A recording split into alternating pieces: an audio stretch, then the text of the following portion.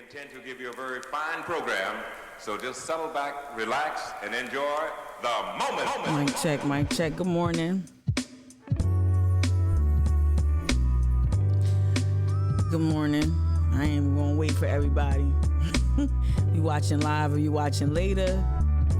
Welcome on Facebook. Let me just write good morning. Say hi back. Boom, boom. All right. Good morning. A lot to talk about. What's up, Nicole? What's up, little mama? Girl. Yeah. So, thanks for joining me. Gonna be like super efficient. Hold me to it. I got a orthodontic appointment this morning. I ain't telling everybody everything. No stalkers can pop up on me. Boom. But yeah, I will have to have a hard out at 9:30. Hard out at 9:30. So let's get into it. This is election day wrap up. I sound really, I don't know, probably sleepy. Stayed up too late. Stayed up super late, chatting up with my peoples who organize on the ground in Virginia, chatting up with my peoples in Camden, New Jersey, pouring over all things New Jersey news, all things South Carolina news. The adrenaline. I love. I mean, it's maddening. The results last night, especially local results, were super maddening. Hey, what's up, K Slaughter? Good morning. Hold on. Learning how to clear my throat off the mic. That might help a little bit, make the viewing experience a little bit more enjoyable. What up, Allie? Good morning. Oh, thank you. I appreciate the compliment because it's like really very little sleep.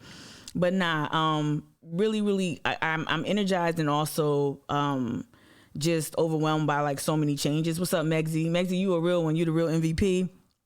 So yeah, a lot to cover. Let's get into it. Let me be super efficient. It's 8:03. Let's switch it up.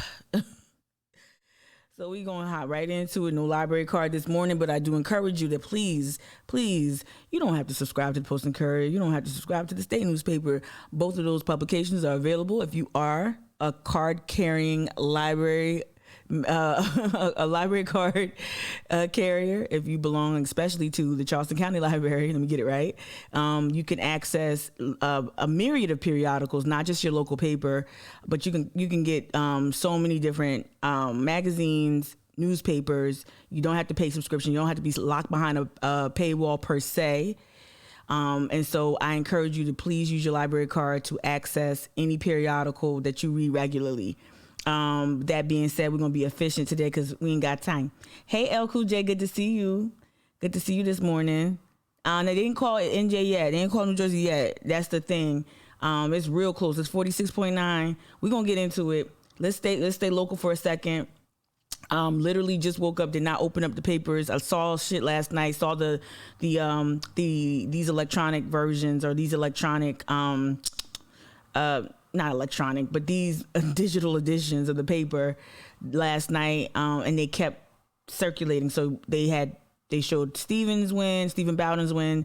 They showed a number of other key victories. We know that Georgetown last night, if you were rocking with me for 4 hours of coverage, you know that last night Georgetown, which is actually 50-50, I thought it was majority black, but we know the state's demographics are changing very, very, very drastically as per the last census. But Georgetown just elected its first female mayor. She's conservative, conservative white, but we'll break all that down. We'll jump into it. So that was a big news-making win for Georgetown. That victory, Haney, as you see right here, wins second term very easily. He beat, shout out to Hillary.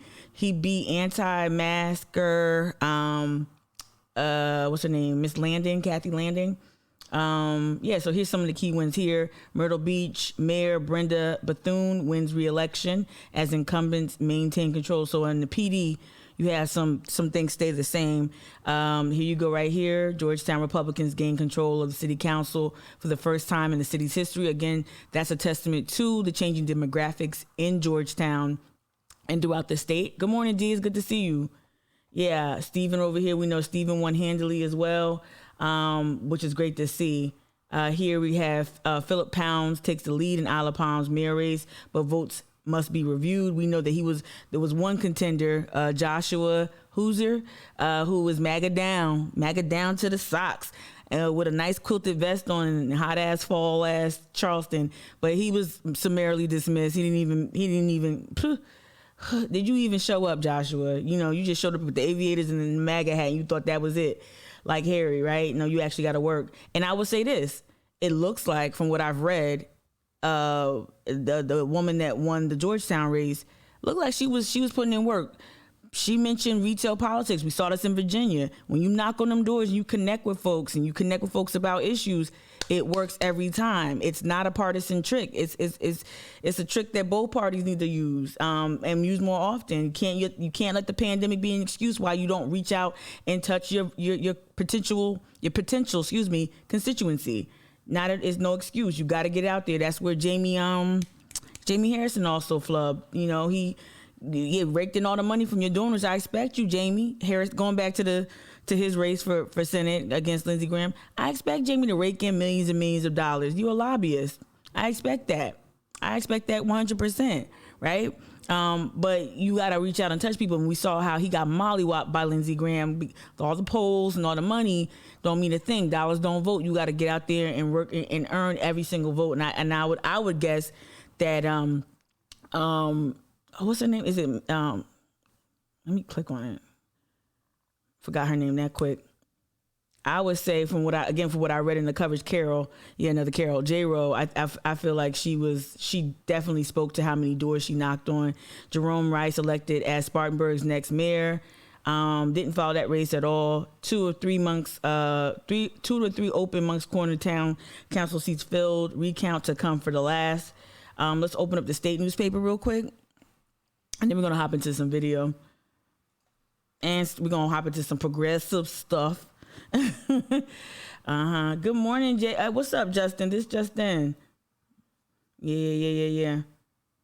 Oh, Allie on Twitch, you said, okay, well, I didn't know about the subscription. Oh, absolutely.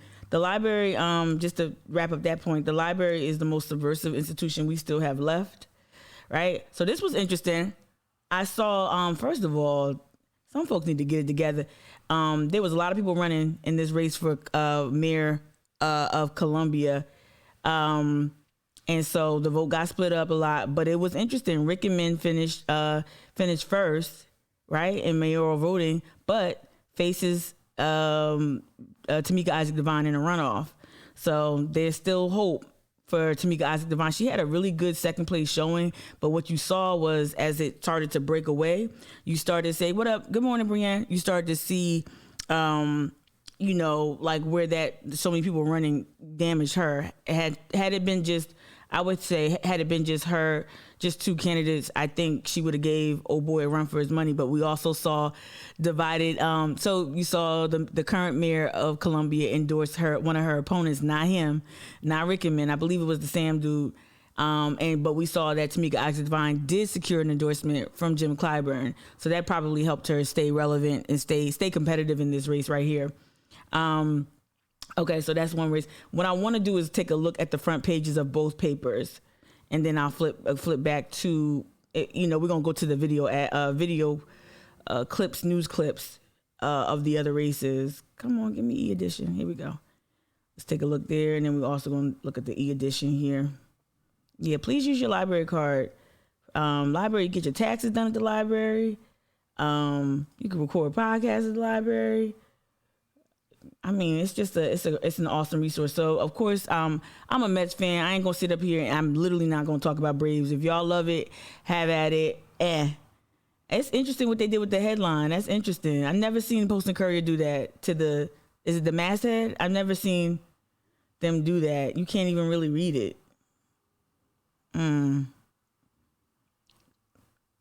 Tell me you're trying to be like the New York Post without telling me you're trying to be like the New York Post. That's what that looks like. Yeah. Anyway, so this is the front page of the Post and Courier. Okay. Let me download it so I can look at it as a full PDF. Same thing here. The state newspaper. Let me download this. Select one. Download. And then we're gonna hop right over to video. Okay. All right. So yeah, at least we can blow it up. All right. So this is the front page of the state newspaper.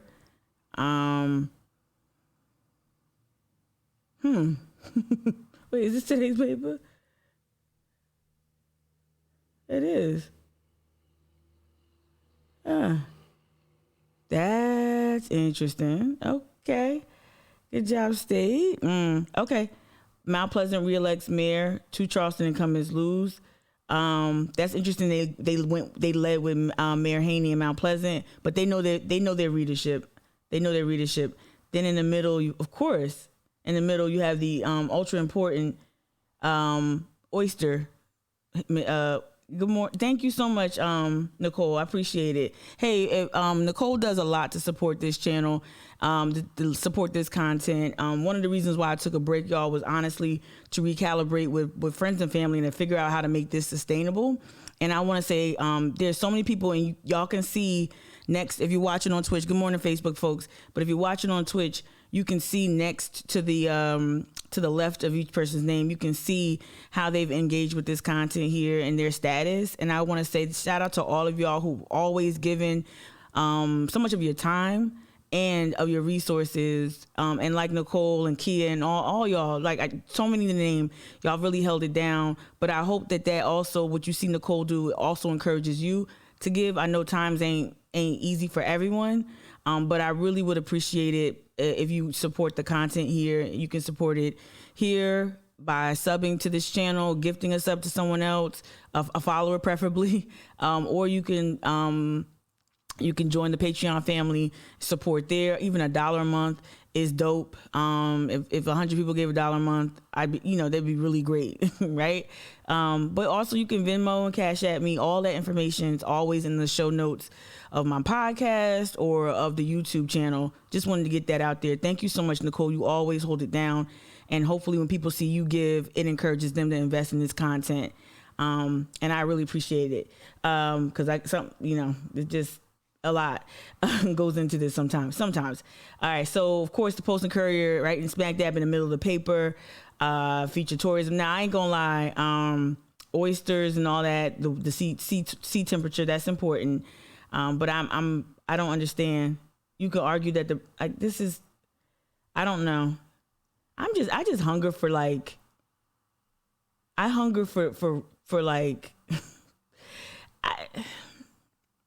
it must have something planned for Sunday. I don't know. I just want to see the news reflected. I want to see, and granted this is above the fold. It's prominently placed. But I think that the Griffin race was key. I think the Jackson loss was key, was important to talk about, to lift up. So let's get to videos. I know, April, I sent you a message, April. I sent you a message saying thank you so much. That note right there is I appreciate it. Yeah, you can cancel your Post and Courier subscription because you can access it through the library. All right, so let's get into news coverage. And I don't want to start with Mayor Haney. I don't want to go there. I want to go here.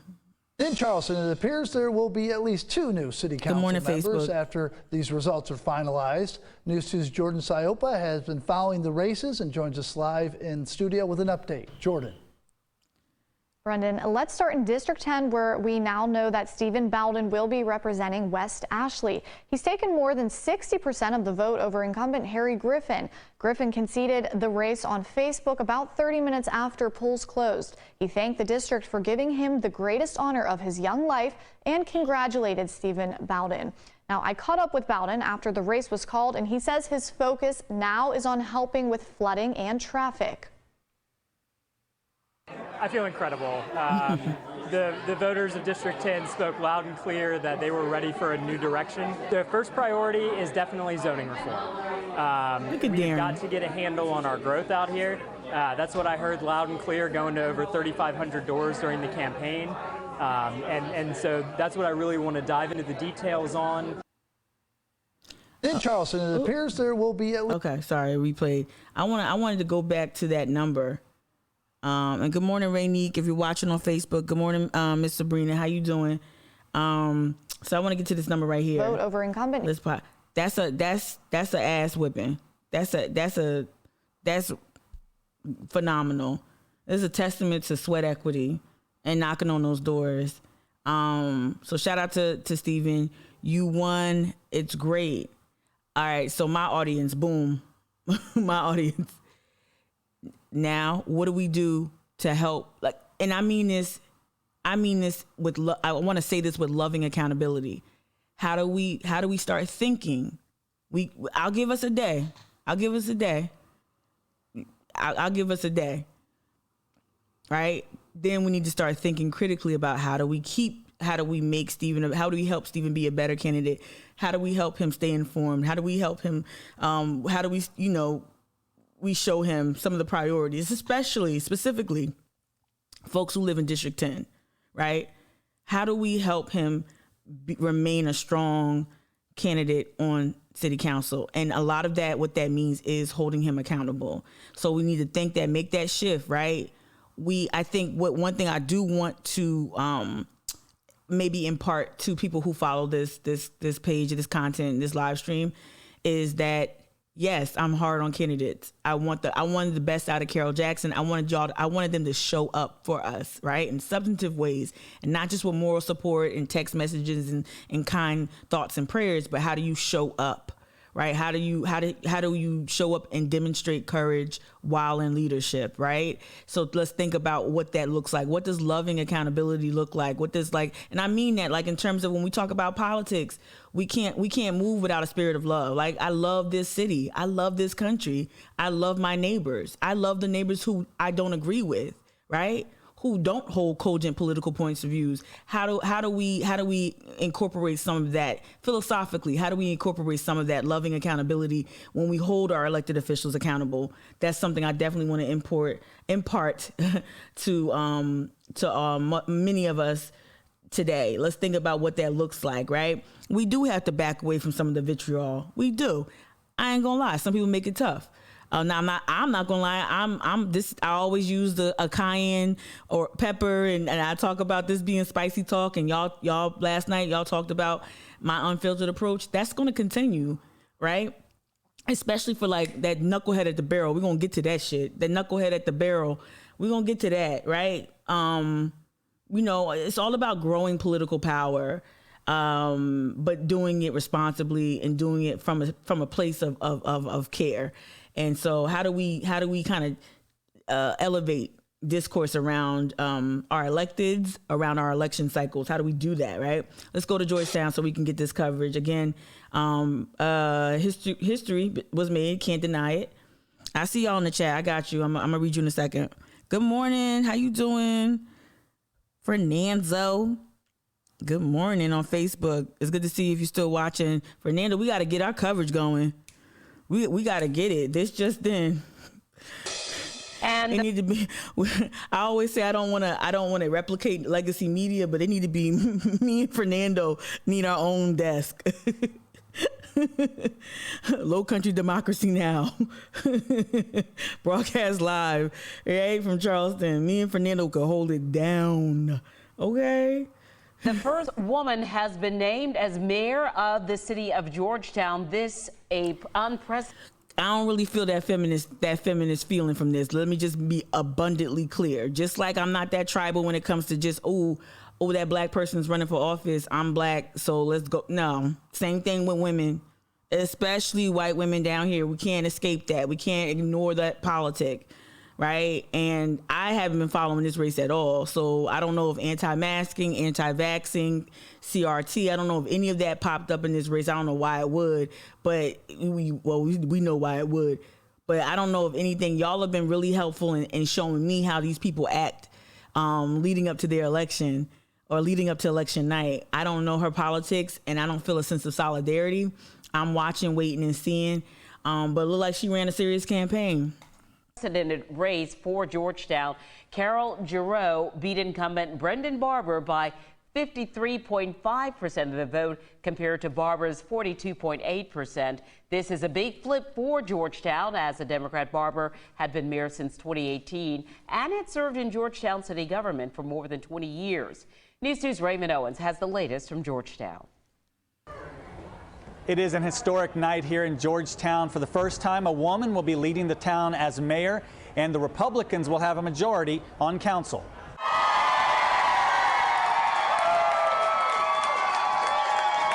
Well, this is an historic event. I'm very proud to be the first female mayor of the historic city of Georgetown. Mayor-elect Carol Giroux defeated Mayor Brandon Barber tonight, and the three candidates running for council with her won all three of the open council seats. Jonathan Engner, Jimmy Morris, and Jim Clements earned the top 3 votes. Giroux also told me one of the first things she hopes to see happen is a closer working relationship with Georgetown County. Well, we've talked for months and months and months about working with the county and on several different levels to consolidate some services, duplicative services, and that was not taken well by current council, and now we can make that happen. The city is excited, and I've never seen such an excitement in our city. No, seriously, like when you win your campaign and you got all them little girls behind you, you doing the whole girls can do it thing, that's a good look. I'm talking like a strategist for a second. That you hear the jovial experience. You heard a little bit with Steven's clip. That shows you what really went into the campaign. Let's just say hypothetically, if Harry Griffin had won last night, y'all, what y'all think his campaign rap party looked like? I'm picturing a bunch of camouflage, Yeti tumblers in hand, chew or whatever that is, in the tobacco in the mouth stuff, aviators at night. That's what I'm picturing. If Harry would have won at his rap party, I don't think you would have seen the enthusiasm that you saw like at Stevens or Carol J. Rose wrap up. The new mayor and city council will be sworn in the 3rd week of January. In Georgetown, I'm Raymond Owens. Count on 2. Okay, Raymond. All right. Shoot, let's just hop to New Jersey real quick. Okay, no. So it's tight as hell right now. Shout out to Kia. I want to say this. At first, I poo-poo Kia because I'm like, nah. I'm hearing something. Kia she was in Paramus, New Jersey yesterday. I can say this now because she's on a whole different coast. She was at the Paramus Whole Foods in New Jersey yesterday, and she was like, "Look, Mika, I don't like what I'm seeing on the ground here." And I'm like, nah. And then I started watching New Jersey news and New York Metro news. I'm like, oh shit, wait a minute. And then as the results came in last night, as we were live, I'm like, oh, Kia was on to something. I'll never dismiss anecdotal observations ever again, because she was right. It's very tight. And when I woke up this morning, it was at 46.9, a tie. Chitterelli was leading with 65 votes before I hopped on. It might have changed. I don't know. But the other thing I will say, so I called a homie last night, my friend and fellow like news junkie Theo, my friend that I used to date back in 2006. Anyway, I'm joking. I'm not joking. But no, so Theo, he and I hopped on the phone. I'm like, yo, you watching? He was like, nah. He was like, what, watching Camden race or watching? I'm like, no, not Camden. Even though that mayoral race is a mess in New Jersey. But anyway, so Theo had to remind me that, she said, Tamika, name the last Democratic governor that got reelection. And I was like, wait, hold. I'm like, you right. I was like, yeah, okay, I was born in 1980. I said, Theo, the first governor I remember was Jim Florio. And I remember that because my mom used to work in affluent areas, and it was like all these impeach Florio bumper stickers. Florio didn't get reelected. Wait, I was born and it was Governor Keene. But then, okay, Florio wasn't reelected. Then I skip a little bit, right? And then I skip a little bit, and then I'm like, okay. And then I remember like Christine Todd Whitman, she had 2 terms. She was Republican. 2 terms Republican. Then after her, You got McGreevy. We know what happened to McGreevy. That's my first job out of college, working in the McGreevy administration. He had to leave amid a scandal in his first term, and so the president of the Senate took over. Democrat ran the Senate in New Jersey. They took over.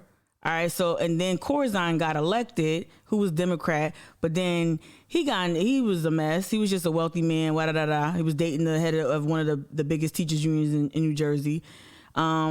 And then he got in this really bad car accident. He wasn't wearing a seatbelt, lost that. Then you got Chris Christie, 2 terms. All the Republicans, pretty much in my lifetime, got 2 terms. And so for Phil Murphy to be on the ropes, he's like, that's not really, he's like, Mika, that's not really different, right? So I had to take that into consideration. If that helps y'all understand Jersey a little bit better, I hope it did. Let's get back to local news, though. I hope that helped a little bit. So now we'll go to Mount Pleasant. Coverage of the biggest elections happening throughout the Low Country. Several results are in, but we're still waiting on final numbers for a few local races. News 2's Riley Benson will join us in just a few minutes discussing the Isle of Palms mayoral race, which is still too close to call. But first, we are covering the Mount Pleasant mayoral race. Mayor Will Haney has been re-elected after bringing in nearly 60% of the vote. News 2's Katie Augustine is standing by now with the mayor. And Katie, certainly an excited, electric atmosphere where you are. Carolyn, Brennan, that's exactly right. I am joined with now again Mayor Will Haney of Mount Pleasant. He has been re-elected for a second term. Still a couple people here tonight. Very excited. There it is. I'm like, I don't hear no electricity. What excitement. I just see balloons. I'm like, is that a Subway grand opening? And now we just want to check in with Mayor Haney here. Thank you so much for joining us. Thanks, a very exciting night. Congratulations to you. Tell us how you're feeling right now. Overjoyed and overwhelmed and very humbled. We've been through a lot as a town over the last 4 years. Snowstorm, bridge closures, a pandemic, and we did the things we said we were going to do, that we planned to do. What snowstorm? Oh, that he said 4 years. Okay. I think we handled well the things that weren't planned, and tonight's vote, the people of Mount Pleasant said yes, and I appreciate that affirmation of my leadership. Fantastic. And tell me, you weren't surprised, were you, that you got reelected as mayor? Well, you're always surprised. As Fritz Holling said, there are only 2 ways to run: unopposed or scared. So I ran scared. You saw me on the sidewalks at football games. You saw me riding. But look. That's exactly, first of all, kudos to you. Look at you. Citing, a South Carolina, a beloved South Carolina figure. We know who Fritz Hollings really is. We know. It's a progressive live stream. We get it. But kudos to him as a strategist. Kudos to him for lifting up Fritz Hollings. I like that. It's kind of like, am I a Democrat? Because, these are like, these races, that municipal thing, nonpartisan thing, right? Kind of appealing to all kind of people. And like he said, run scared. You have to run scared. You can never, very rarely can you comfortably just cruise. You can't. You have to run with all your might. I mean, I ain't gonna go to Buffalo yet. Yeah. Communities and golf carts. My wife and I were out everywhere we could be, standing by bridges, waving. You never take for granted that the people will send you back to office. This office belongs to the people of Mount Pleasant. I asked them to give me 4 more years, and tonight they did, and I'm overwhelmed. That's how you. Thank you. He talking right. We don't need to see too much more of that. He won very, very comfortably. But he shows up and he hits his marks. So that's not a surprise. Let's go to WLTX. Let's go up to the Midlands, and then we're gonna go to not Facebook, Instagram. And we're gonna check out the stuff I've been posting and break it down a little bit better. All right, so the latest, this was streamed 8 hours ago. Let's see. Okay, who's this local expert? All right, okay, so so they got 2 minutes, under 2 minutes with Rickerman, and then they got about 4 minutes with Tamika. Let's listen to a black woman. Joining us, it appears that Daniel Rickerman and Good morning, Joy. To a runoff in the race for mayor here in the city of Columbia. Kaylin Hagwood now is standing by with Tamika Isaac Devine. Kaylin. Good morning, first time chatters at D-Mill 8107. You ain't lying. You got that right. That's right, JR. We are live here with Miss Tamika Isaac Devine. And Miss Isaac Devine, how are you feeling tonight?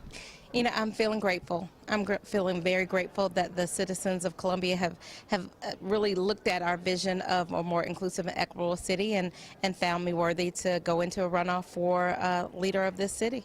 Now, this was obviously not the result that you were hoping for. There is still hope in this race. But, you know, just kind of give me your reaction as those numbers were coming in. You know, my reaction is that, you know, city elections typically have low voter turnout.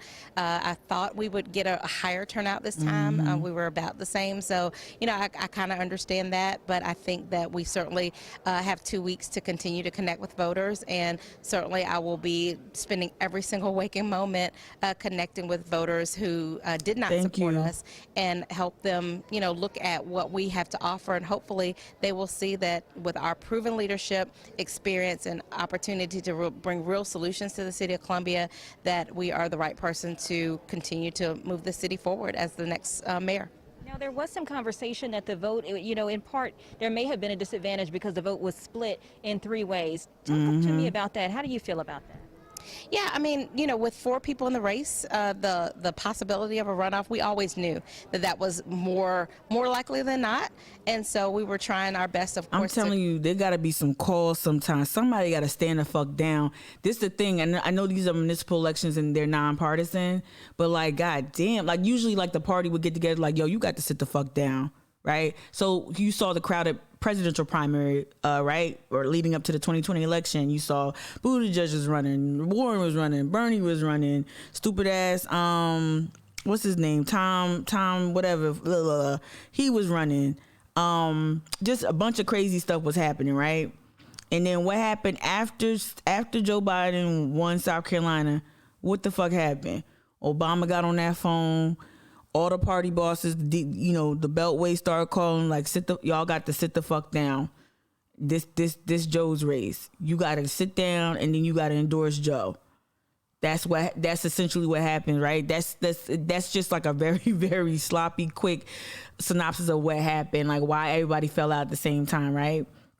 Right? So like when but my point is that there's some sort of power broker that can get people together, because you need to win the election. You can't have divide. You can't split the vote at some point, right? For whatever the interests are. But it's probably harder to do that for these races, but not really, because we know that there is a machine. There is machinery in the Midlands. There's machinery in South Carolina that actually does have huge influence over these races.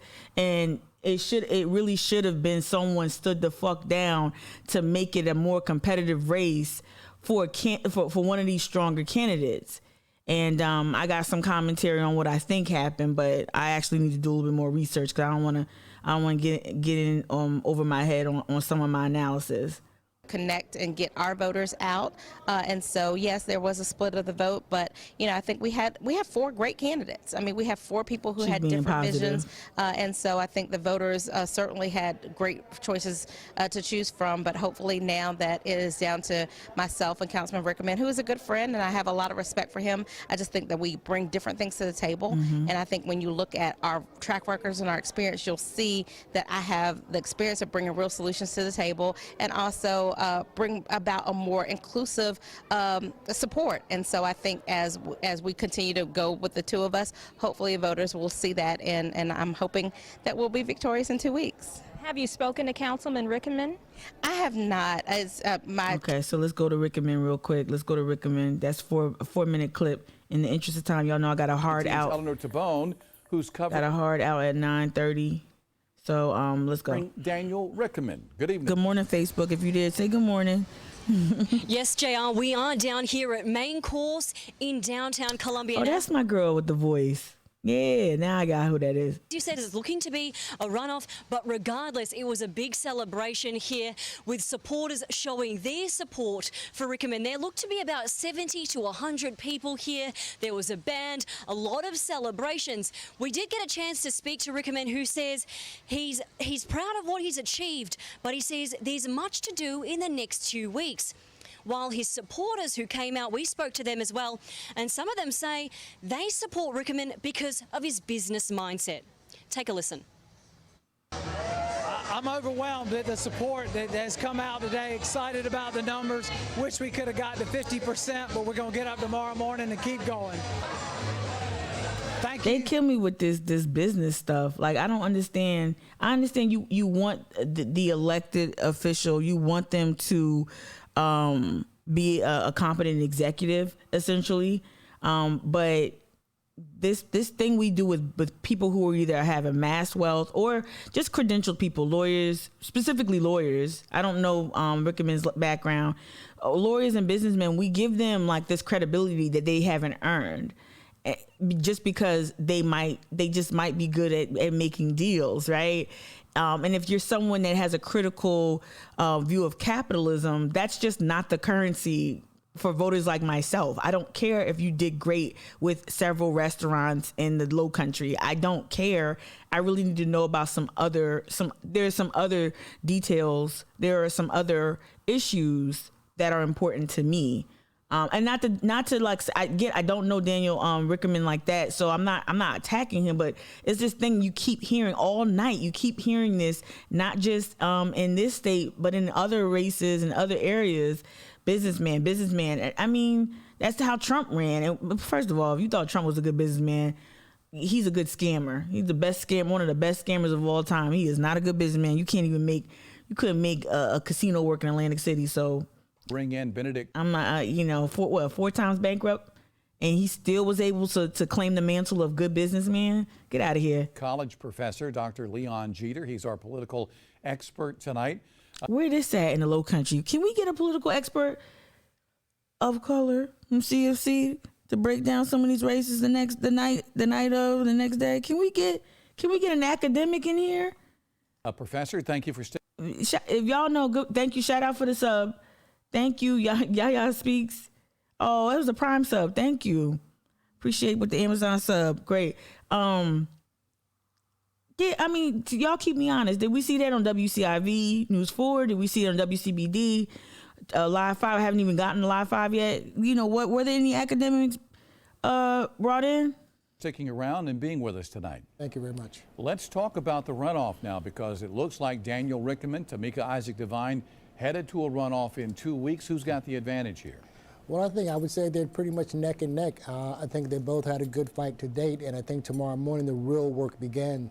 The idea is that you now have to get the folks who voted today back to the polls, which is going to be a challenge within itself. Big time. But even more importantly, they're going to get new people to the polls. So therefore, starting tomorrow morning, both candidates would have to hit the ground, so to speak, to put their message out there that they're concerned about issues that their supporters are concerned about, those sort of quality of life issues, education, hospitals, schools. And those are the messages that over the next 2 weeks that we need to see and hear from both candidates, because that's what's going to drive their supporters and new supporters to the polls. So I think that. You hear his Bengals? First of all, he's dropping mad knowledge, and I really like that commentary. I'm going to come back and listen to the rest of this, but in the interest of time, I'm going to move on. Y'all hear his Bengals clinking? You jingling, baby. I don't mind it at all. Yeah. Okay, let's see. So let's pop out to, so we already looked at the front pages of each paper. Disappointing election front page placement from both papers from me, in my opinion. Right? We already did that. We did a little local news roundup. We're going to go to, let me see. We're going to get to some progressive takes. This right here, this has an actual South Carolina bend to it. This story right here. We're going to get to this. The Elon Musk, Governor Beasley, tete-a-tete bullshit. We're going to get to that. Let's get to Instagram real quick. Because, first of all, of course, and hey, if you were on Instagram and you made your way from Instagram over to Twitch finally, I appreciate you. All right. So I posted this morning. I posted this morning.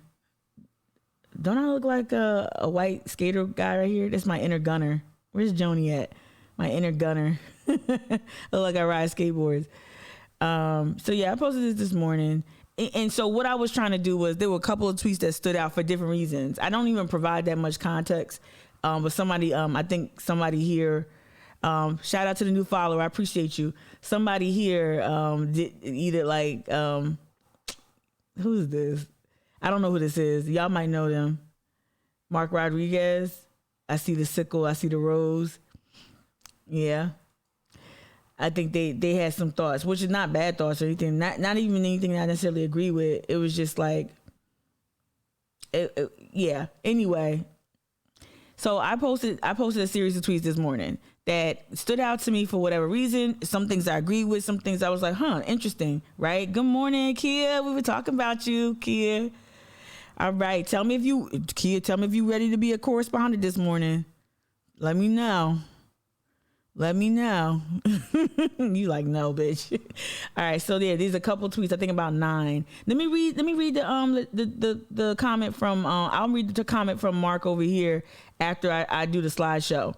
I did get smart though in my comment. I think I put cool comment because I thought it was like I don't know. I thought it was off. It didn't really. But anyway, it might not have been. So I posted this one. This is an anchor, I believe, with BNC. I think she's with BNC, Nayura. Stop underestimating the power of racism. This tweet is for white Democrats. White Republicans know this very well. Now, a lot of progressives are like, stop talking about racism and white supremacy. That's just, a lot of progressives view that as a reductive take, right? I get it. But it's also true. So while it's not the top tier, top level analysis of what we saw last night in Jersey and Virginia and here locally, it's still a factor. And I think it's still okay to say it. Yes. Can it come off? And we'll get to the next, we'll get through it. Right. So this is another tweet from a member of the media, I believe, Sharon, what's her name? It was shared a couple times. Right. And it was responded to by women I really respect in terms of thinkers and prominent figures in this electoral space. So these are some of the numbers. Digging a little deeper on this, white women, it just broke down the demographic of who showed up in this election. So 2020, white women, college grads in the suburbs, they actually showed up for Biden, right? Because they were done with Trump. Then 2021, fast forward to this gubernatorial race, 62%, even more people, even more white women, college grads showed up for McAuliffe, right? And 30, so more college graduating white women, college grads showed up for McAuliffe, right? So that was a good sign.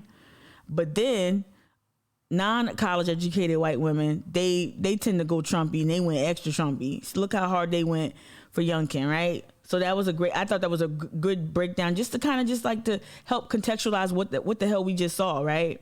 Let me read in the Twitch chat. Good morning, Mr. Jenkins, if you're watching. Good morning, Jennifer, if you're still watching over on Facebook. But over on Twitch, let me read some comments. Good morning, Jessica. Hey, let me see. Brian, you say hey to Kia. Yeah. El Kuj says, but white women were the story in more than one race. Screaming, absolutely. Noah, good morning. It's good to see you, Noah. The word racism in quotes they put kind of bothers me. Both racism and Dems inaction toward working class people can be acknowledged at the same time. I appreciate that. I just think that any view that's not overly, because it's not simple. That's not a simple take. Like what Mark put in my comments is not a simple take, but it's, again, y'all know how I feel about performative hot takery, right? And now people probably can accuse me of the same thing. I thought this political cartoon, it's not from last night, but leading up to the race, I thought this was poignant.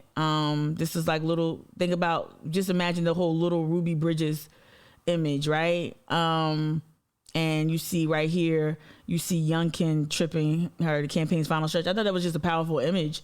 And like, he didn't hold back. And I thought that was important to lift up. Good morning, Shelby. If you're watching on Facebook, good morning, Shelby. Thank you. Good morning, Mr. Dave Jenkins. I see you. This is another writer with the Undefeated who I really enjoy. It doesn't actually matter if they know what CRT is or not. they have more votes, but have fun feeling smug, right? And that's the thing. I like this because we keep like, oh, they don't know what CRT is. That doesn't matter. We know CRT just like any other phrase. Let's go Brandon. We know that it's just a symbol for something else, right? And I love that take. I just thought it was interesting. This was just an interesting, I didn't even talk about Pittsburgh. If y'all watched me last night, 4 hours live streaming right here. We didn't even talk about this race. It was completely off the radar. Shame on me as a former Pennsylvanian for 10 years. But Pittsburgh might as well be in damn Russia as far as I was concerned. I stayed my ass as close to Philly and Jersey as possible, and in DC. I was not nowhere near no Pittsburgh. All right, but Pittsburgh, the city of famed American playwright August Wilson, where he set many of his plays on the Black experience, finally get a Black mayor. I thought that was noteworthy, so I lifted that up. Here's a great take. Again, I really encourage people to follow Brianna Joy Gray. She will challenge you. You don't always have to agree with her, but I think she's extraordinarily bright. I think that she occupies a space that we don't see enough women who look like her, who come from her background. We don't see that space occupied. I think she's a trailblazer in a lot of ways, but I also think that she does some things that I'll be like, yo, girl, I don't understand. But her content challenges me, which I like, that I don't always agree with her. And so this was a great take, because she actually was responding to Jamel Hill, who did a lot of the same tweets that we saw from people like talking about racism and white supremacy being so durable, just like the first tweet you saw that I led off with, right? So she was responding to Jamel Hill, which was a similar tweet to the first tweet that was featured here on this post. And she's saying this take does nothing but let liberals off the hook for offering little more than CRT is good, actually. Racism exists, but some Dems manage to get elected anyway. How? Offering something more appealing than grievance politics. And that's what I said yesterday, and I said last night. If these Dems who can't get out of their own way for so many reasons, right? Who are right now actively, these establishment Dems are actively working to hang these losses on progressives, even though nothing progressive has happened. Nothing progressive has been, no legislation, no real movement. What, vaccine rollout? A couple of checks, a big juicy UE unemployment? Like what that? Like wasn't nothing really progress. We had to get people back. Businesses were shuttered for like a year in some instances. People, other than what was so radical about that? But they're working very hard to do that. I like that Brianna, she holds the left accountable. She holds the center left, or left of center, or whatever it is. And also the more reductive takes that do eke of self-righteousness. She does check that, and I like that. But I do think that it's okay if people want to talk about white supremacy when we see people literally dog whistling the whole goddamn way to victory. I think it's okay to lift that up.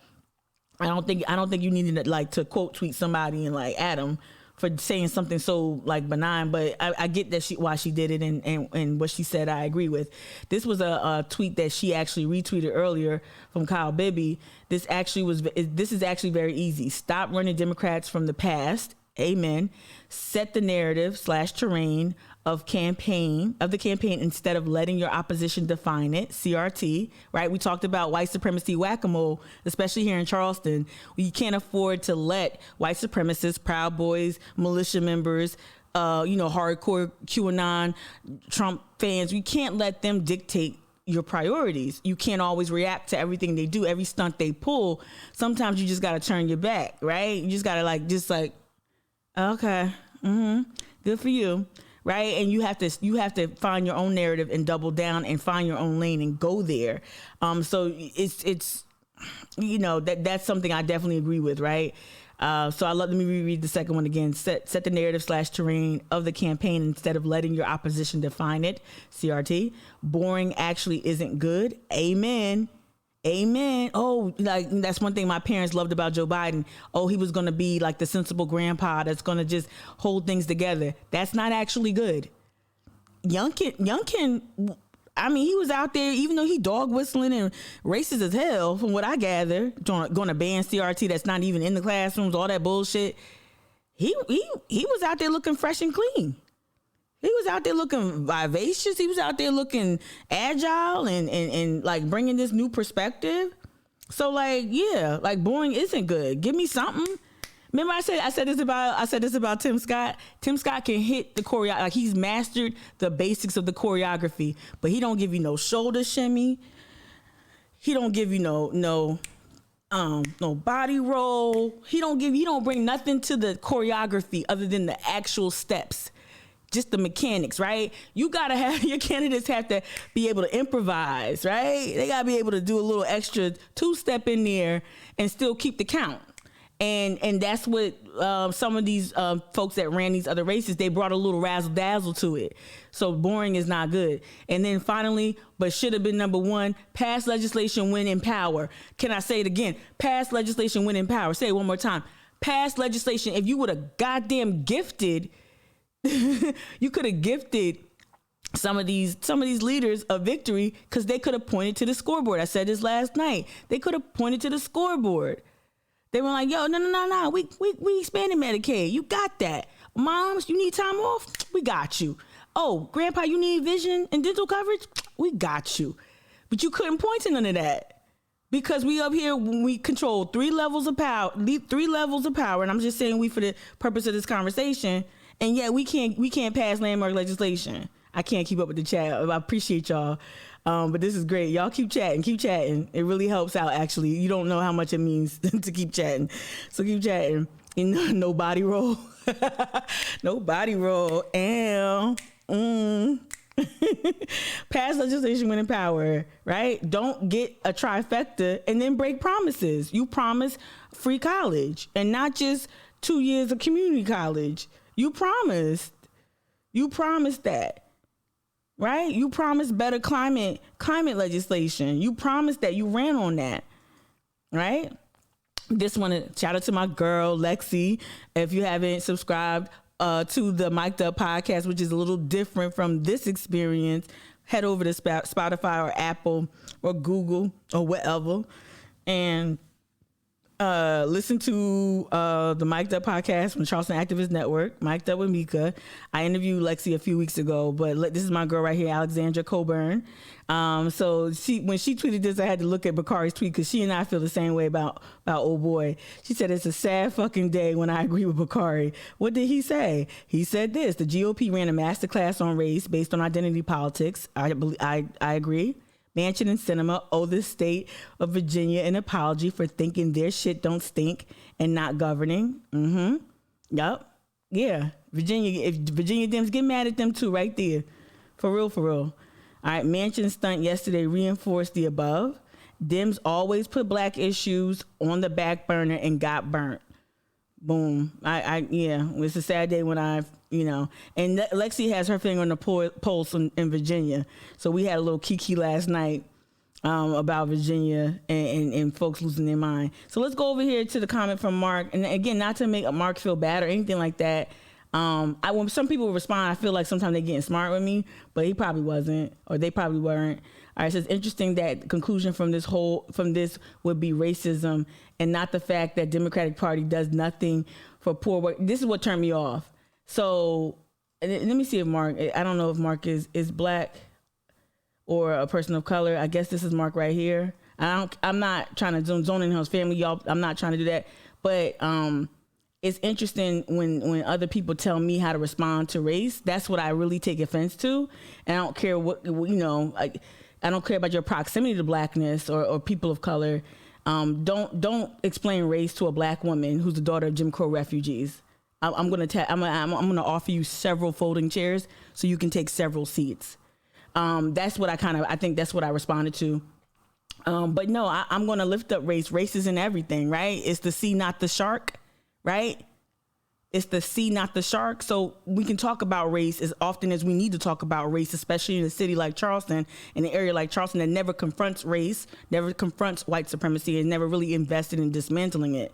So if you're gonna like drop a comment that I've never seen you before, and then what really killed me, this is what people ask me all the time, like, Mika, why was you more for Warren than you were for Bernie?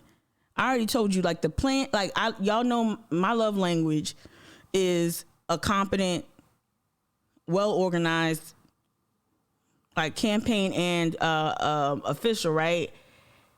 Like, a candidate that's really serious and thoughtful. And Elizabeth Warren just had such a well-run machine, and she had so many amazing, and I'm talking about amazing Black women running her campaign at so many different levels. It was so well organized, and they worked for my help. They actually worked and sought out my help and my voice, and they let me lead certain aspects of surrogacy here that I really appreciated.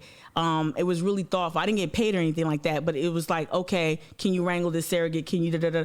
And I was able to do that, right? I was able to be the operative that I was so striving to be for so long. But the other reason why I was Warren over Bernie was because some of the Red Rose Twitter was kicking my ass, and it was hard. It was hard to deal with the self-righteous. We're smarter. We know. We read Marx. It was really, really hard to deal with that condescension.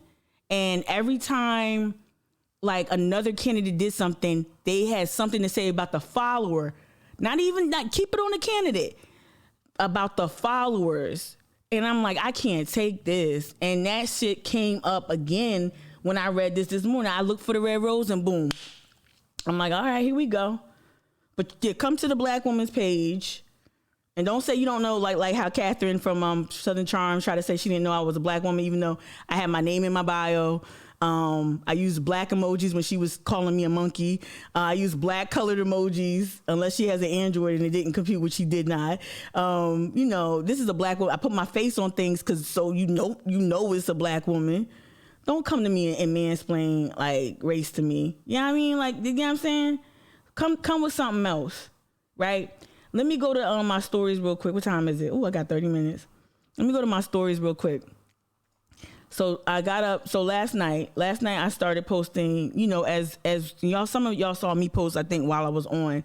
But so last night we were following the races on Live 5 News, and we saw Carol was tied earlier. I'm like, oh, hell no.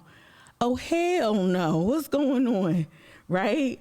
Oh, hell no.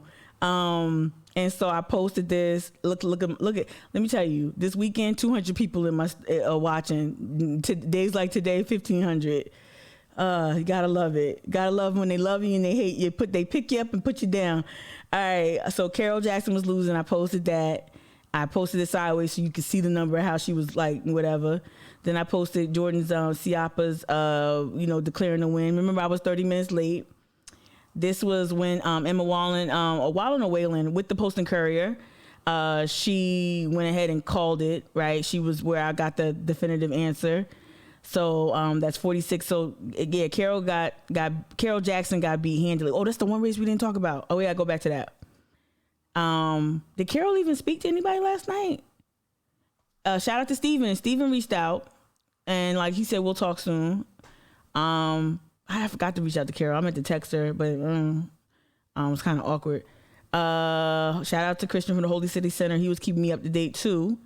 So we know also, Robert Mitchell won, and that was super important. He beat Mr. Weber. He beat him down to the motherfucking ground. So going back to my post about race, I'm gonna lift it up every fucking time I get, because what did Steve Bailey and what did Weber try to do? They tried to what? Racialize poverty, racialize crime with those really disgusting East Side pages on both Facebook and Instagram, right? And then I learned yesterday, or the day before yesterday, that they came at Marcus and they put out propaganda against him, right?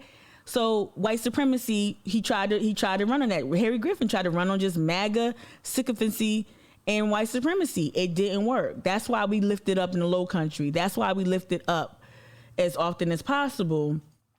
shout out to Councilman Mitchell. Let me do that. For running your race and beating your competition down to the ground. I mean, you wasn't connected with nobody. Let me pause it right here. So this is it. Per the Post and Courier, incumbent Robert Mitchell won the District 4, his seat by a 74% to 24% margin over his opponent, Tim Weber. That's a ass whipping. Ooh, page not available. Stop. All right, so what's going on? Let me see. No, I had like another story. What? Go back to Instagram. That's interesting. All right, so I posted about the barrel. Let me see. It's gonna do it again. Yeah. Oh. Was it removed? Let me see something. I'm sorry. I'm gonna read the comments in a second. I'm gonna make sure I didn't get reported. Y'all know how Instagram. No. So, okay, we'll just go to it. Shout out to Hannah Raskin. We keyed for a little bit this morning. Quick, tiny key. Here we go. So as far as the Carol, let me see if we can go to Live 5 News. I got about 30 minutes. I'm gonna go to Live 5 News and see if the Carol Jackson race is Bill Girl Meets World is responding to my post. And we're gonna see if there's a Carol Jackson story. It's like I can't find something specifically on like where's the Caroline lady? I haven't seen her make an appearance. Okay, so let's just go to the barrel. So Barrel did this disgusting post. So y'all know the whole story. Let me first go to the food section. For those who are new, welcome. So you know the food section. Hannah, here we go. So y'all know Hannah Raskin, award-winning food journalist. She wrote this piece that a number of people sent it to me personally. Did you see this? Right? She wrote, she's just a dope writer. Look at this. She's churning them out. All right. So she wrote this piece. Let's see y'all. All right. Let's see. Here we go. She wrote this piece, Over a Barrel, a community over the barrel, right? About the gross owner of the barrel. And that's not how she characterized it, but he's the owner of the barrel. Basically, his business became a nuisance to this historic black community, Beerfield, which is on James Island. I was a person who did go to the barrel, not because I have a dog. Whenever they had a popping food truck, I would go get my arepas and get the fuck out. That was years ago when I was an Uber driver. Outside of that, I had no experience with the barrel, didn't know about the ownership, but I could peep what the business model was, which was, for me, befuddling because, drinking beer with a dog is not like appetizing. And I think Hannah talks about that a little bit in this piece, right?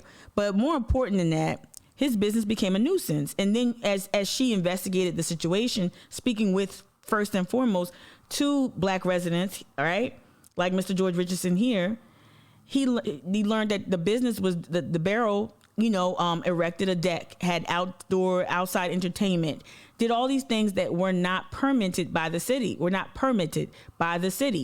And so not only were you're being a nuisance because that area was not zoned for that type of entertainment, for that type of structure, the structures that he built. And so what does the business owner of the barrel do? He doesn't become an adult, right? He starts to troll. He starts to troll the community, the historically black community, which is made up mostly of elderly black people, right? He starts to troll them, call them Karens and Craigs. And then what you see is like this post right here had way more engagement. Same post is on Facebook, way more engagement. Basically in the comments, you see these people who are so obsessed with bringing their dogs to slobber all over their fucking IPAs, right? You see his very, very loyal patronage start to turn on this community and saying like they must not be from here. And no, you're not from here. You're from Connecticut. You're from Ohio. You're from New Jersey. You're not from here. These people have been here literally putting dog shit. These patrons put dog excrement in mailboxes of elderly black people. This is what his frenzied response to being held accountable. And I'm gonna go out on a limb. When Mr. Richardson said that he knocked on the door, that he put notes on the cars of the people he thought ran the place. He said he reached out not once but multiple times. I'm gonna believe this retired black man who has roots in this community, you know, going way, way back. I think I'm gonna be more inclined to believe him. But this man started to troll that community. So when Carol Jackson was tagged in, and I don't know how Carol fumbled this, I'm gonna be real. This was a victory, Carol. You should have ran on this. You should have ran on this, and you should have ran hard. What did I see? No, I see Caroline Parker signs draped all over the barrel.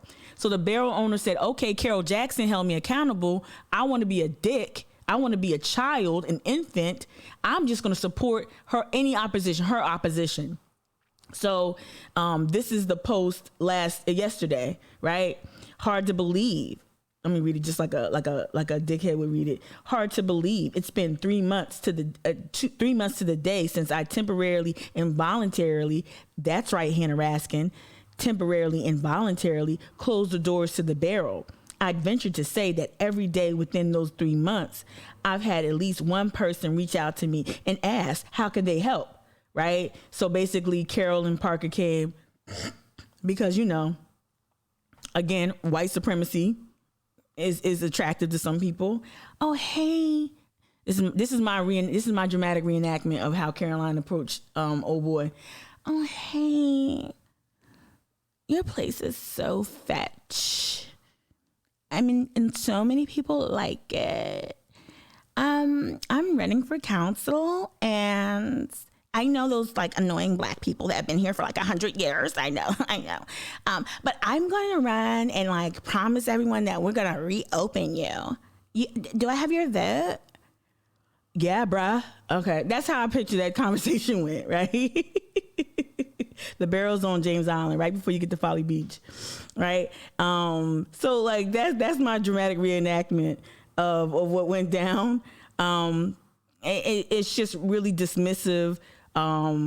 He accuses everyone else of causing this problem. He doesn't take any ownership. I think Megzy, you said that. He takes no ownership over this whole situation. And so I wouldn't be surprised if this barrel thing, this Michigas, actually helped swing some of the votes.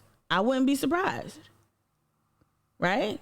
And I don't know how Carol didn't run on this. Like, you basically, this Beerfield community, you stepped in to help them. Now, I'm not giving Carol Jackson the credit. It was the leadership of Mr. George Richardson and his neighbors. But Carol Jackson, you jumped in there to help and assist, and I think she did. I think she offered some help, or at least did something. Whatever it is, I don't know how you didn't make this a key point of your campaign and make it a statement about, you know, your values and how you want to uphold and maintain certain, you know, neighborhoods and the history that comes with that and all the other stuff. Okay, thank you, whoever moderated. Thank you. I wasn't watching. Let me see. Key, you said it totally went down like that. Oh, so crazy. Y'all are crazy. Don't laugh at me. Okay, Nicole Band. Thank you. I wasn't watching, so thank you, Nicole. I gotta give more swords out. Thank you, Nicole. All right, I have to read these comments later, y'all. I'm sorry. I'm just trying to be really super fast. Let me see. Good job, moderator. Hey, B-Man. She needed to rally the community. B-Man, yeah, to get out the vote. GOTV, yep. D-Mill, you said also the corner of Grenville Road extension of Folly has signs all over. Oh, that's the controversial corner. Rumbles of the food truck rodeo type place. Okay, I got you. Signs, Parker, I got you. Yep. As Parker had, I said it for weeks. I said, I'm seeing all these Caroline Parker signs. Sometimes that's all you need. So most voters are not doing this. They're not coming to my Twitch every morning to see the news roundup. And so, and then y'all names are similar. You gotta come out and jump out like, no, Carol, not Caroline. Carol. You really, I don't know what happened, but just so y'all understand though, so just keep this in. So we got rid of Harry Griffin and now we got Diet Griffin. If not, I don't know, some people saying it's the same thing. I won't go that far. I haven't tied it to the Proud Boys yet. Hopefully that won't happen. Hopefully she'll stay the fuck away from the Proud Boys. Hopefully she'll stay the fuck away from KKK Courier. Hopefully she'll stay the fuck away from Bear Spray Messenger. Hopefully she'll stay the fuck away from CRT. But we'll see. But we got Harry off and then we got Caroline. So that's how the power looks like now. Let's look at let's see if we can find some more Live 5 News election results. Let's see real quick. Well, it's gonna be an ad. Time check. Okay, I got like 20 minutes. All right, let me see. All right, election results, race results, low country editions, and then we'll bounce. Before I leave, we'll bounce back to the Jersey races to see what's going on for real. Why isn't we are breaking down the results from several races all across what the time did this country. come Now up? those results are unofficial until they're certified. Okay, so this is 11 o'clock. I'm trying to find this morning's news. So let's get to it. We have live team coverage tonight covering those races. Ballots were cast in about 200 city, county, and other local elections. So let's start with the Isle of Palms, where there will be a new mayor after the current mayor decided not to run for re-election. But at this hour, it's still unclear who that new mayor might be. Our Danielle C. joins us now live from the Isle of Palms. So Danielle, what's going on with this Evelyn, race? thank you for that. We know who won. Well, right now, Councilmember Philip Pounds has the threshold to secure the mayor's seat as it stands right now, but there are 17 provisional ballots which could determine if this race heads into a runoff. Now, provisional ballots are... Okay, all right. I'm trying to get to... Well, we could probably look at their election. This is just the final result. So, we see Robert Mitchell won his, just outright killed it. Stephen Bowden killed it, did really great here. Caroline Parker, that was a closer race. This is door knocking. Can't tell me nothing. The difference here is getting out there, knocking on retail politics, and building your coalition. And that's the thing. Carol Jackson had a coalition of very, very activated women that got her into office initially. I don't understand where that coalition went. I don't know if they all were like, no, we really like the barrel. I don't know. Will Haney, we see he won handily. And then this is the Mount Pleasant Town Council. Don't know nothing about that. I do know GM Whitley was an incumbent. Oh, wait. Where's this name from? I don't know. Okay. And then this was the MAGA dude that lost. Look how bad he lost, 3%. You should have just sat there and ate your food. Your quilted vest was not working, huh? Yeah, and a couple other races, y'all, that I just have not followed that are within the low country, but just wasn't on my radar. Where the morning news at? Oh, I don't want to do that. Where the morning news at? I'll do Charleston County. Let's see. Deputies, winner declared. Nah. Okay. Stephen Bowden. So did Carol give comment? Let me just Google real quick. Carol Jackson. James Island. Did she make a comment? What's up, first time chat? What's this? MABRCA. Unfortunate results in James Island. Parker with a heavy support from local moms. Oh, Moms for Liberty? Oh no. I didn't know. I think I did. Joy, did you tell me this yesterday? Joy or maybe Hillary did. I didn't know that. Jeez. I don't know. So she got the, oh my gosh, she is bad. Oh.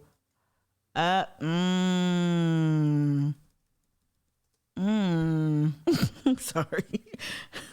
I sound like Phaedra and her mom. Y'all know what I'm talking about? Oh, there's no new. Did anybody provide coverage?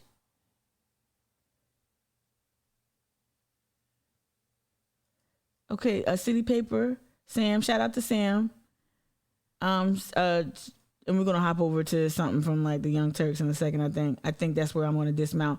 Charleston City Council have 2 new members in the coming weeks, with Stephen Bowden and Caroline Parker unseating first-term incumbents Tuesday night. City Councilman Harry Griffin lost re-election Tuesday night in West Ashley District. He's represented since 2017. Griffin conceded around 7:30. He conceded with the quickness. He was like, I gotta get back to Call of Duty. Like, let me just go ahead and concede now so I can, right? On Facebook, of course. Griffin conceded on Facebook to challenger Stephen Bowden. And also Stephen told me that Harry did call. Harry did call him directly. A county public defender wishing the councilman-elect good luck. Yep. Mm-hmm. Thank you to District 10. So did Carol do this? Let's read about this. Hold up. Okay, Dr. Claw, what up? Really mean as much of this discussion of politics of most voting white women. Come on. We know we discuss it here, Dr. Claw. We talk about it. Oh my God. White women being, that's why I post what I post. Like, and I know a lot of white women don't like that I keep talking about it, but we're gonna have to keep talking about it. Like, you can't keep masculinizing white supremacy. Like, it's being upheld very vigorously by white women, period. With all precincts reporting on James Island, Councilwoman Carol Jackson trailed challenger Caroline Parker by more than 120 votes. Jackson is also finishing her first term on council. Thank you, James Island, Parker wrote on Facebook. It's crazy how they go to Facebook. This is nuts. I mean, I get it. You know, you had to put it on everything, but it's just, okay. Maybe they just went to Facebook. Thank you, James Island, Parker wrote on Facebook. I'm beyond humbled and honored to have earned your support and to be able to serve you on Charleston City Council. James Island will be my priority. Damn. Oh, man. And see, when you watching Clinton's close-ups, is he asking those questions about her proximity to these groups? Maybe he did, but he asked Joe Cunningham a crazy question about a race that he wasn't even in. And so I don't have the most confidence in Quentin's battery of questions. Maybe he did kill it. Maybe he did. I don't know. Oh, I'll tell you this though. Watch night on Twitch on City Council gonna be lit. I'm gonna definitely make that must-see TV type deal. Gonna be lit. All right, let's switch gears because I got to dip in less than like 10 minutes. I got to dip. Y'all's comments are so important. The more you comment, the better it is for each other, so y'all can read these, and you can always go back and read. Well, for the most part, you can go back and I'm still trying to figure out a way to preserve things, but you can go back and read the chat like within the week to 10 days. You can go back and read the chat. So it's really helpful because I'm gonna go back and read it. I always go back and laugh at something Jessica wrote, or I'll get something that Evelyn said that I wanted to say but I forgot. Like, I always go back and do that. Jesus, thank you, Nicole. Thank you, little mama. Yeah. Oh, Kia, say it again, Kia. Kia, say it again. Folly Beach is not just hippies. Let me tell you something. I remember when those Confederate flaggers, before I dip, Confederate flaggers showed up on James Island. I went and confronted them one morning by myself. And as I'm sitting there, just one black woman confronting about at least 3 to 4 white, neo-Confederates, white supremacists, members of 3 percenters, all that. Only one jogger, one white girl, she jogged by me and then she came back. She says, "You okay?" I'm like, "Thank you so much." Everybody else, honks of support. This is early in the morning on James Island, so this ain't tourists. These aren't tourists, right? Honks of support for the Confederate flaggers. That's when I knew that, just like with Charleston, stop calling Charleston blue. Stop saying Charleston's progressive. Stop. It's not. The only thing it's liberal on is the woman's right to choose. That's it. Prove me wrong. And so, and with Folly Beach, with Folly Beach. I'm gonna text her and tell her, you know better than that. You know I'm live streaming. Hold on. I'm live streaming.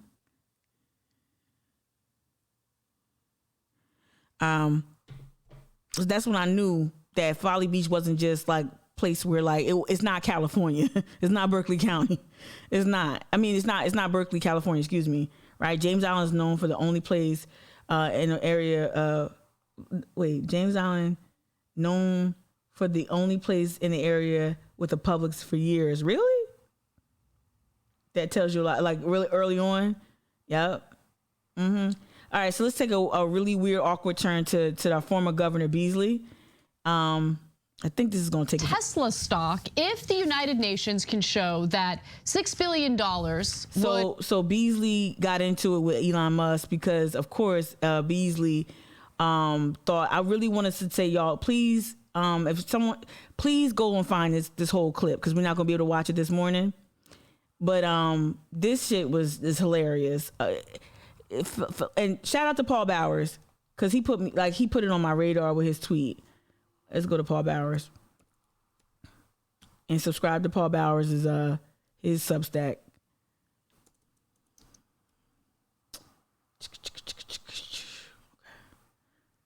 There, let me see. Paul Bowers, where you at? Boop boop. Let's go to one of his tweets. The one in regards to, no, not this. Follow Paul Bowers, though, for sure. I'm going to read that later. Where is it? He tweets about everything. This is crazy. Oh, my gosh. Where is it? Anyway, Paul Bowers, Paul Bowers, he responded to Governor Beasley going back and forth with Elon Musk about like Beasley was saying, oh, Elon Musk, if you take $6 billion, you can end world hunger, right? Just like a true committed fan of philanthropocapitalism, right? And so Elon Musk was like going back and forth, like, yeah, I'll do it if you can prove it. And what Paul's tweet clearly like knocked out of the park. Basically, charity and the nonprofit industrial complex cannot solve these issues. A wealth tax, however, a sustained, taxing consistently, regularly taxing making the wealthy, the ultra wealthy pay their fair share. That'll help some shit, right? Let me play the tape and just... Would help to alleviate world hunger. Now, before I give you the details of the story, let me just note that there are two different things going on, okay? On one hand, you have Elon Musk, who's consistently crying about having to pay taxes to a country that provided the seed money for Tesla and many of his business ventures that have made him fabulously wealthy. But that's not what this story is about. This story is about the UN World Food Program. Its director, David Beasley, was recently on CNN, and he specifically called out Elon Musk and other tremendously wealthy Americans and essentially called on them to do their part in donating money to this organization to alleviate world hunger. Let's hear what he had to say. US billionaires alone have gotten over $1 trillion richer during the pandemic. You're asking those billionaires who are going to space, the likes of Elon Musk and Jeff Bezos, to help. Are they helping? And when you go and find David Beasley, now didn't David Beasley just won like a Nobel Prize for solving world hunger and all that shit? And at first I was impressed, and then I realized, or then I learned that David Beasley, and I think you can see it from here. Okay, let me see. So in this back and forth with Elon Musk, David Beasley also talks about like if we solve like world hunger in certain places, people wouldn't be migrating to like the United States for a better life. That he was appointed by Trump. I didn't know that. And so Trump wanted him in place to work against migration, to work against folks who are either climate refugees or perhaps famine refugees. He actually was trying to work against having them come here. I'm like, oh, your philanthropy is extra trash. You acting like it's like a benevolent narcissist, not a benevolent narcissist, but like it's that problematic NGO type culture that's pervasive. And you think it's about helping, you think it's charity, it's not change, it's not transformational. And that's a big problem. The governments are tapped out. And this is why. No. And see the thing, trying to let, and the thing about him and people like him, like Trump, like some of these conservatives, they keep going for small government and saying, no, government is supposed to. That's what government is supposed to do. It shouldn't be NGOs. It should be government taking, making sure that the ultra wealthy can be taxed. When that the billionaires need to step up now on a one-time basis. $6 billion to help 42 million people at first, and that you are have to literally dig going to deeper. die if we don't reach them. It sounds real compelling. And this is what's heartbreaking. I'm not asking them to do this every day, every week, every year. We have a one-time crisis, a perfect storm of conflict, climate change, and COVID. It's a one-time phenomenon. I've got 43 nations with 42 million people in IPC level 4 knocking on family's door. Just help me with them one time. That's a $6 billion price No, not tag. one time. Jeff Pay your Bezos' taxes. net worth increase just last year during COVID was $64 billion. I'm just asking for 10% of your net worth increase. Just last week, Elon Musk had a $6 billion net worth increase one day. Wait, what? One day. So there's obviously some truth to what Beasley's saying, but the World Food Program has some issues, which I'll get to in just a second. Following that interview, they put out a tweet saying a one-time donation from the top 400 billionaires in the United States could help save the lives of 42 million people this year. Now, in response to that, Elon Musk tweeted this: if the World Food Program can describe on its Twitter thread, the Twitter thread, exactly how $6 billion will solve world hunger, I will sell Tesla stock right now and do it. No, you wouldn't. And so he's challenging them because there is concern that some of that funding, some of those donations are misappropriated, right?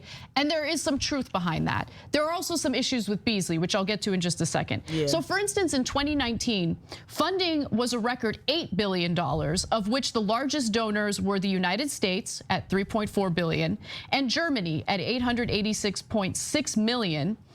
Contributions were insufficient to cover identified needs of food insecure populations with a funding gap of $4.1 billion. And that's according to the World Food Program annual performance report. So they obviously raised a lot of money in 2019 and their analysis of that was it wasn't enough. So it's just interesting to hear Beasley say, like, no, just this one-time donation of $6 billion would like change everything. No. Now, $6 billion, he claims, will not solve world hunger. This is Beasley, but it will prevent geopolitical instability, mass migration. See? Focus on that for a second, and save $42 million. So this is what he was put in place to do, right? Right? Is to stop mass migration. I gotta end it here, y'all. I gotta go get these braces tightened up. But this was fun. This was like a lightning round, 90 minutes. I was more disciplined than typical. Typically, I'm more disciplined than usual. Appreciate y'all for watching with me last night. 4 hours. Didn't have caffeine, so live stream is very different in the evenings. Thank y'all so much for the subscriptions. Thank you so much for the support on Patreon. I really appreciate it. You're going to hear me not constantly, but regularly ask for support. If you've already been supporting, you got it. I see you. All right. What support I really need, y'all, I need to get more eyeballs on this content. That's the support. That's the free stuff you could do. This is free 99. If you can help find out ways to share my content, B-Man, you've been killing it. Share my content. The more eyeballs on it, the more I grow this base, the more the word gets out. That's what I need the most help with. I've tapped out. Y'all know how Charleston is. Evelyn, you know how Charleston is. You do a great thing. You get a couple of great gigs. You got a good little run, and then you plateau, and then you I'm not plateauing. I plan on growing this out of Charleston, growing this out of South Carolina, talking to people all over the country. It's the third day of Meekmas. So, I mean, my birthday's November 10th. So I'm thinking through these next 10 days, how I can broaden this content, how I can schedule interviews so you know when to watch what and what days to expect who. Just please share this content. If you think it's valuable, if you think it's worthy of being shared, please do that. That's the most you can do right now to help me. I'm trying to grow, and that Charleston plateau is real. It's real. They love you till you get annoying. So I have to break out of that and start making the message and getting the content out to other areas. And I'm going to do it. I'm committed to it. Thank you so much. Let me get out of here. I got to go. I appreciate y'all so much. Thank you. We'll see you tomorrow. Yeah, we're going to have to come back tomorrow. I was going to try to do like a, staggered. Now, I'll be back tomorrow at 8. I'll be back tomorrow, God willing, at 8. All right? Bye.